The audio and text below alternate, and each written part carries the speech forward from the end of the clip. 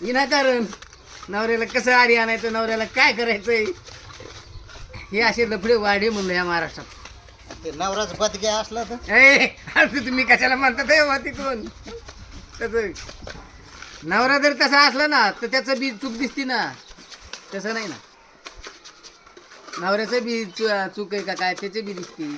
नवरा कसा जरी असला तरी तो नवराच असतो शेवट. बायाला काय कामाचा कटाळा आला की ते काय म्हणतात, असं तसं चालूच असते. कारण एकाचं दोन.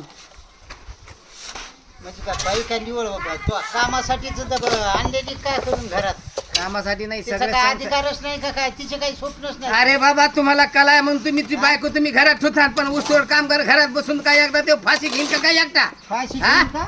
मोळ्या बांधायचा आलं की म्हणती जर जाय तिकडं मी बसले जाऊन माहेराला 1 लाख 2 लाख खर्चायला मस्त गोड वाटत आहे. आणि तिला हा? मनी केली का? 4 महिने तिला गोड वाटत आहे मस्त. बापा भावाला काही सांगत नाही. आणि जायच्या टायमाला सरी उचल संपूस तर बापा भावाला काय सांगत नाही. मोळ्या बांधायचा टाइम आले की नवऱ्याला फाशी देत. अरे काय धंदीत का काय, अशा काही बयात बर का सगळ्यात नाही. या अशा सगळ्यात नाही, सगळ्या अशा कमून थोड्या. नाही. सगळ्या कमून नाही. आणि निखुळी दारू पिणाऱ्याला अशा बायका लागतात. बस त्यांनी 1.5-2 लाख काय 3.5 लाख कोणाचे दुसऱ्याचे उचलले की त्याच्या मागाच्या डबल कोयत्यानी उचलतात, डबल कोयत्यानी. अरे पण अशात काही एक चायनाचं जोडून 10 मनी केले की खुश बायको. बस नाही तिला कामाचं कटाळाचं असला तिला सोनं करा, मनी करा, चेन करा, अजिबात ती ऊस बांधित नाही ना, मोळ्या बांधित नाही. ती कशा कोण्या करणार भांडत करणार. मग ती बायको कशाला ठेवतो मग काय करतो, दुसरी लाईन भेटत आता चांगल्याला भेटत ना. मुख्यमंत्री काही योजना काढी ना.